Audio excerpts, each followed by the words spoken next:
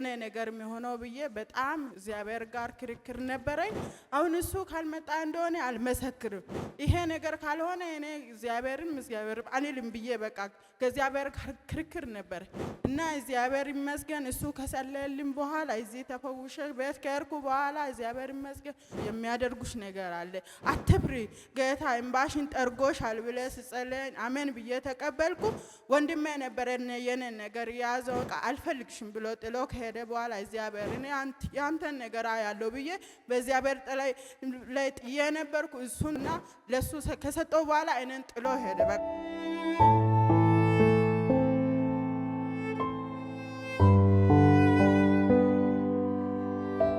ለኔ የሆነልኝን ነገር እግዚአብሔር ይባረክ። እግዚአብሔር አመስግኑ። መጀመሪያ በጣም አመስግኑ።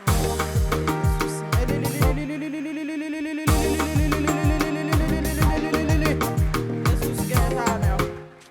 ለኔ የሆነልኝ ነገር እዚህ ተፈውሼ ነበርኩ። በጣም ቻሌንጅ ነበረ ቤታችን ውስጥ። እኔ ቸርች ስመጣ ባለቤት አይለቅም ነበረ። ከዛ እዚህ በነከነ ተጸልዮ ሰይጣን አሰራርነት ወጥቶ ነበረ። ከዛ በኋላ እኔ መሰክራለሁ ያልኩት በጣም ያመንኩት ያስኩት ነገር ከእጄ ሲሄድ ጌታ ሆይ እኔ ያስኩት እሱ ነውና ከሄደ እኔ በምንድነው እሺ የኔ ነገር የሚሆነው ብዬ በጣም እግዚአብሔር ጋር ክርክር ነበረኝ። አሁን እሱ ካልመጣ እንደሆነ አልመሰክርም። ይሄ ነገር ካልሆነ እኔ እግዚአብሔር አንልም ብዬ በቃ ከእግዚአብሔር ጋር ክርክር ነበር እና እግዚአብሔር ይመስገን እሱ ከሰለልኝ በኋላ እዚህ ተፈውሼ ቤት ከሄድኩ በኋላ እግዚአብሔር ይመስገን ቤቴ ውስጥ ሰላም ገብቷል፣ በረከት ገብቷል፣ ሁሉም ነገር ሰላም ሆኗል። አመስግኑልኝ።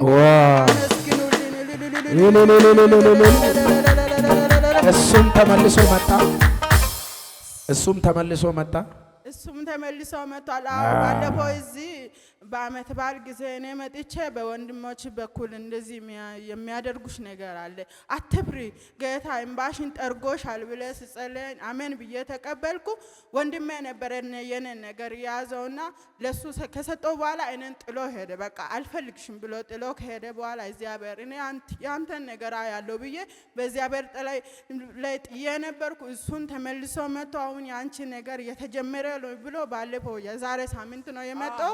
እሱ ከመጣ ነው እኔ የሚመሰክረው ብዬ እስካሁን ያልመሰከርኩ ለዚህ ምክንያት ነውና እግዚአብሔር አመስግኑ። ከዚህ እግዚአብሔር አለ። እግዚአብሔር ይባርከው። እግዚአብሔር ዘመኑን ይባርከው። በእውነት ጌታ ይባርከው። ለምንም በኢየሱስ ስም አንተ የበረከት ሰው ነህ። በኢየሱስ ስም አሜን። ኧረ በኢየሱስ ስም እኔ አመሰገንኩት። በኢየሱስ ስም በእውነት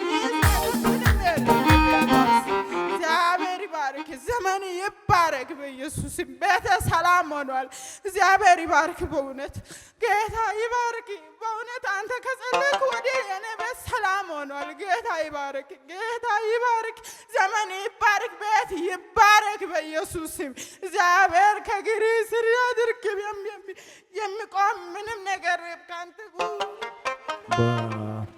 ችግሩን ባለቤቱን የሚያውቀው ጌታን አመስግኑለት። ይሄን ያረገ የለወጠ የጭንቀትን የመከራውን ጠግ የሚሰበር እስቲ ግዴላችሁ ማመስግኑላት። ሰው በአፉ መናገር ካልቻለ በእንባ የሚናገር ከሆነ ስሜቱን እየገለጸ ነው። እስቲ ለጌታ ክብር ስጡ። ተባረክ የኔ እናት። እግዚአብሔር ከዛሬ በኋላ ቀንበርሽን ሰብሮታል፣ ያልቅልሻል፣ ሰላም ይሆናል። እጃችሁን ዘርጉና ሰላም ሆኖልሻል በሏት። ተባረክ። እንወድሻለን። ውድድ አይዞሽ